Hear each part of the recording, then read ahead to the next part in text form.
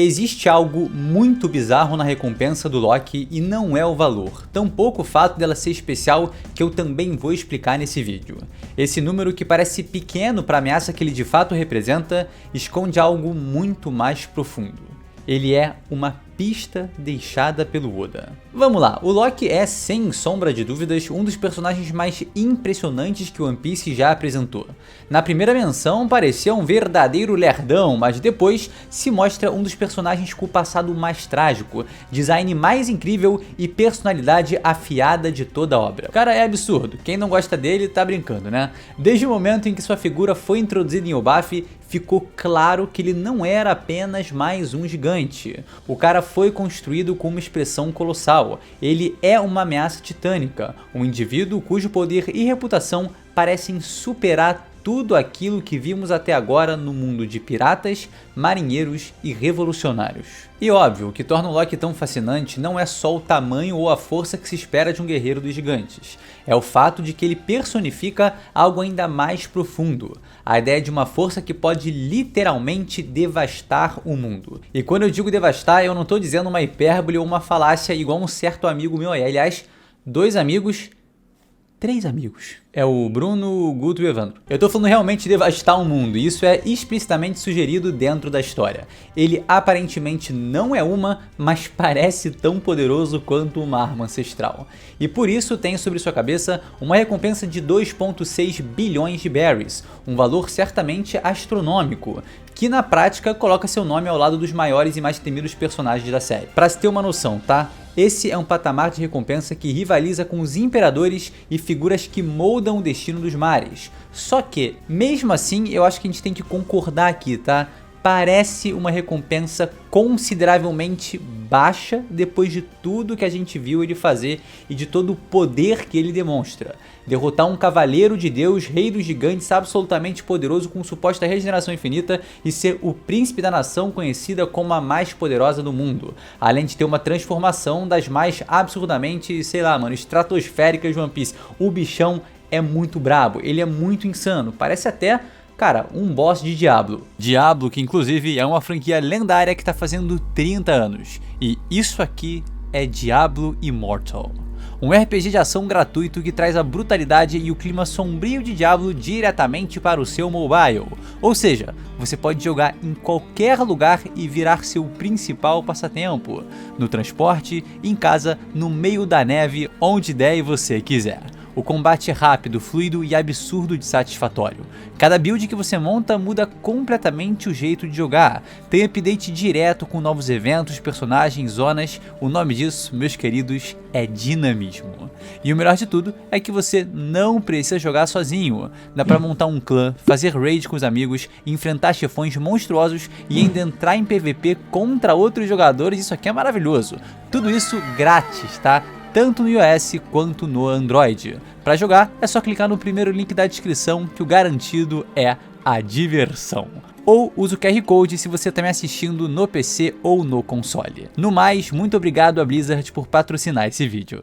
Checa aí na moral, tá? Que ajuda muito a gente e é de graça, cara, vale a pena. Mas voltando para os trilhos do vídeo, não é por mal. Eu adoro os dois personagens, muito mesmo, mas em um universo que o Kid e o Law têm recompensa de 3 bilhões de berries, o que até hoje particularmente eu acho uma péssima escolha, porque o Luffy também teve 3 bilhões e virou Yonkou, o Loki não pode ter um valor abaixo disso. Por isso hoje a gente vai fazer uma análise aprofundada da recompensa do Loki, que inclusive é bem diferente por se tratar de uma recompensa especial.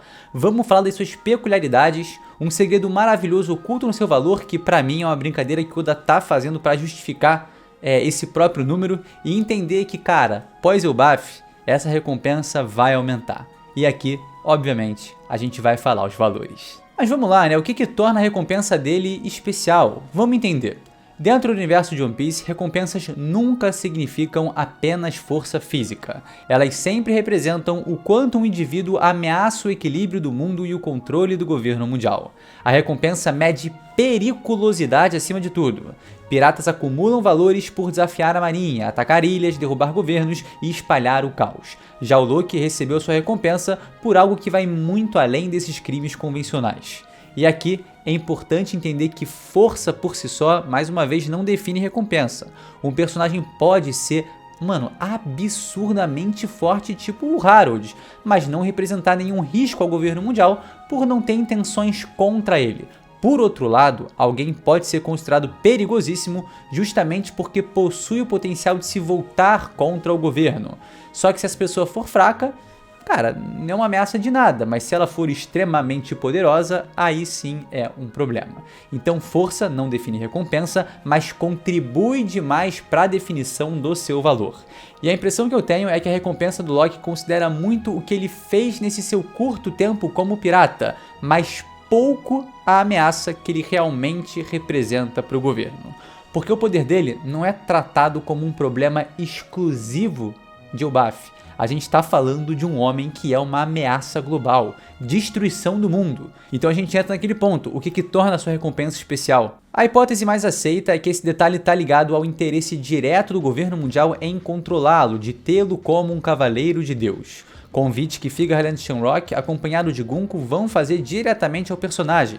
Então, diferente dos piratas comuns, o Loki é visto como um recurso estratégico para ser usado como o Rei Harold, a fim de submeter Elbaf ao governo. Cara, maravilha, eu acho que isso é de fato o suficiente para justificar o porquê dela ser especial. Os caras querem ele pro seu exército, querem ele para se juntar a Marejoa. É possível então que seja uma recompensa como a do Sanji, né? Only Alive, só que num patamar bem mais especial, porque tá falando de Elbaf, tá falando de controlar o exército mais poderoso do mundo, é provavelmente a recompensa mais especial que tem de fato no mundo de One Piece, e pode ser que seja apenas vivo. Mas agora também que eles invadiram Elbaf e estão tomando o país de outra forma, eu acho que eles já não ligam tanto assim pra vida do Loki, né?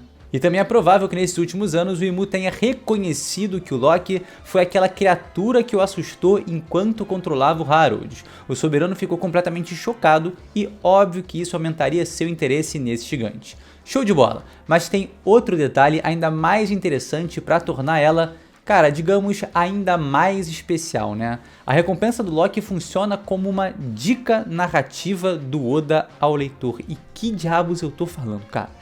Ela não existe apenas para medir o seu perigo, até porque ela parece baixa para o que ele representa. Na real, ela existe para nos dizer que o Príncipe Loki de Elbaf ocupa um espaço muito específico no universo de One Piece.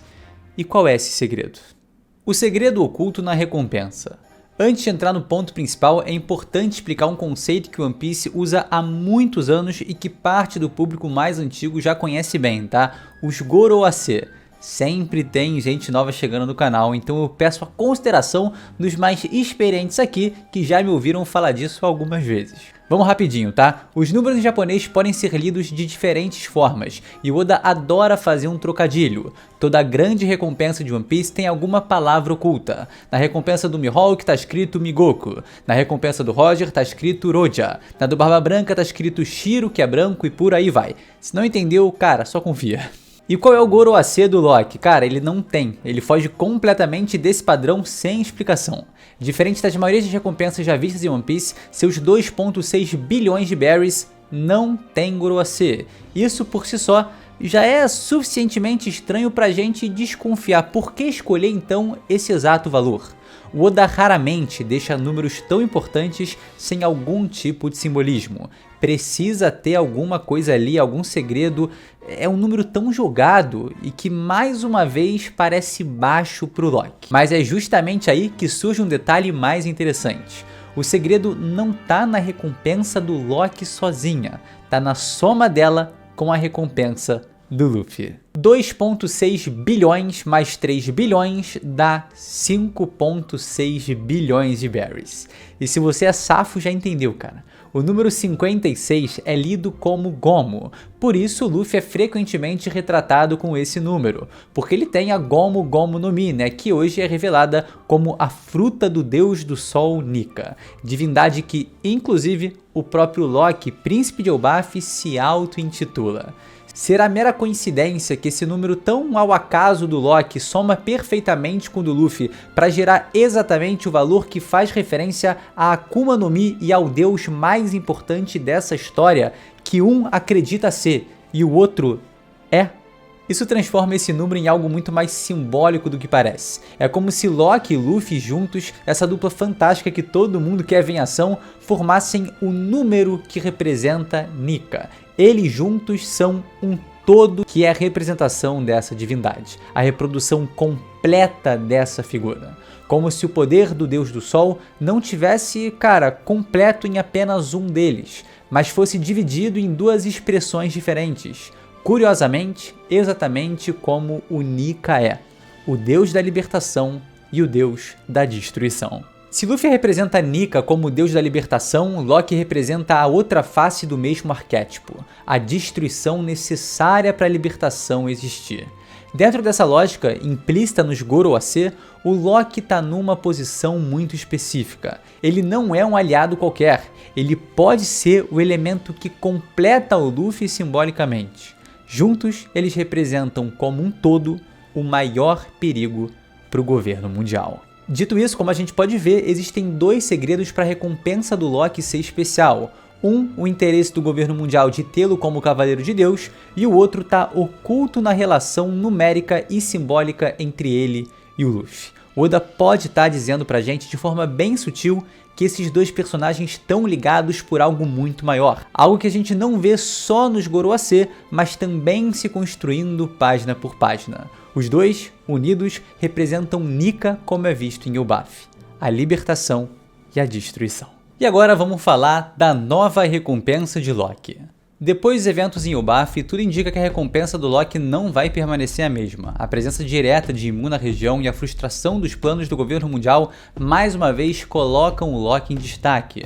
A partir do momento em que ele deixa de ser apenas um perigo potencial e passa a interferir ativamente no tabuleiro político e militar do mundo, sua classificação tem que mudar.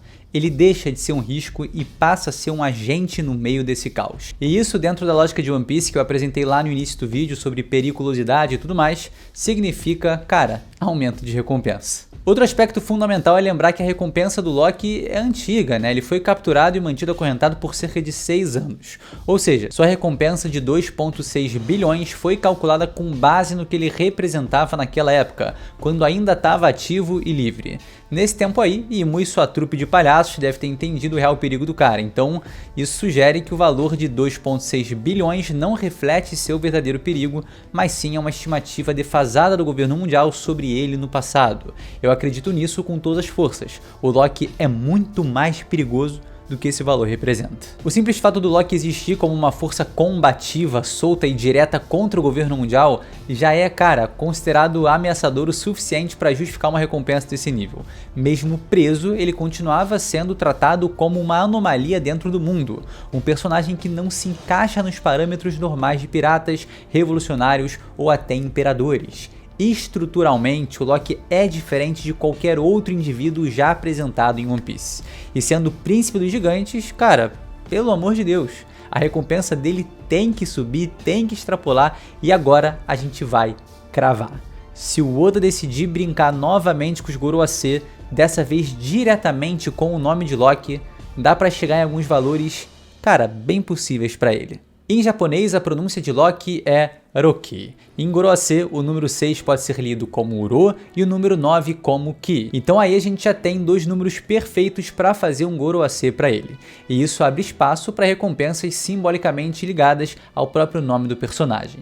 Num valor mais conservador, Loki poderia receber algo em torno de 3 bilhões e 690 milhões de berries. A primeira casa ali seria para definir nos 3 bilhões e o resto ali fazendo o Goroase. Já seria um aumento expressivo pra caramba e o colocaria definitivamente acima de quase todos os outros personagens conhecidos. E, inclusive, já é uma recompensa colossal, 100 milhões a mais do que a do Mihawk. Mas repito, pro que o Loki representa, esse aumento é conservador. Num cenário moderado, por assim dizer, ele poderia chegar a 4 bilhões e 690 milhões de berries, entrando no território dos maiores monstros históricos da obra. O que seria bizarro dessa recompensa é superar a do Shanks e se tornar a maior ativa dentro do universo atual de One Piece. Mas como eu também acredito que o Ruby vai aumentar sua recompensa para a reta final, subindo para 5 bilhões, 48 milhões e 900 mil berries, no caso um aumento aí de 1 bilhão de berry, sendo então um dos 3 únicos personagens a chegar na casa dos 5 bilhão, né, como Barba Branca e Roger, eu não acho impossível que o Loki chegue nesse valor supostamente moderado, porque é alto pra caramba. Agora, num valor elevado, isso aqui já começa a beirar o absurdo, ele poderia alcançar 5 bilhões e 690 milhões de berries, o que o colocaria como a maior recompensa conhecida de One Piece e até agora, e provavelmente a maior de todos os tempos, superando até a última do Luffy, que eu acho que vai ser 5 bilhões e 600 milhões, fazendo trocadilho ali de gomo, né? Mas a gente para por aí ou continua? É claro que a gente vai dar uma extrapolada ainda maior. Mas aqui eu já deixo alerta, tá? É loucura. É loucura. Ainda existe o cenário extrapolado, o Goroace perfeito. 6 bilhões e 900 milhões de berries. Por mais que o Loki seja tratado como uma força capaz de destruir o mundo, eu sinto que esse valor beira, cara, o inconcebível dentro do universo de One Piece, tá? Seria mais um número conceitual do que realmente algo que faz sentido ali, levando em conta o próprio valor do Roger, por exemplo. Algo que dificilmente o Oda aplicaria justamente por ultrapassar todos os parâmetros já estabelecidos até hoje. Mas, vai saber, acaba sendo aí o Goroace perfeito. O ponto central aqui de tudo é o seguinte, o Loki ele não é um personagem, ele não é mais um personagem estático, ele tá livre, sua recompensa foi calculada quando ele era uma ameaça contida, agora ele se torna uma ameaça ainda mais ativa, lutando diretamente contra o governo mundial, e quando isso acontece, cara, eles precisam reagir de alguma forma. Se o Loki entrar em confronto direto com as forças de Imu, se ele se alinhar com o Luffy ou se tornar um inimigo declarado do sistema, a sua recompensa vai deixar de ser só especial para se tornar histórica. Então eu digo, a nova recompensa do Príncipe Loki de Elbaf não é provável, ela é inevitável. O que a gente ainda não sabe é até onde o Oda está disposto a levar esse número e o que isso vai simbolizar para o conflito final de One Piece. Meus queridos, esse foi o vídeo e lembra disso aqui, ó. E não esquece, tá? Clica aqui no primeiro link da descrição para você baixar Diablo Immortal. Ajuda a gente pra caramba, eu tenho certeza que você vai se divertir. No mais uma vez, obrigado a Blizzard por patrocinar esse vídeo. Tamo junto! Tamo junto, muito obrigado, deixa o like, se inscreve no canal e a gente se vê sem sombra de dúvidas num próximo vídeo. Tamo junto, galera, valeu!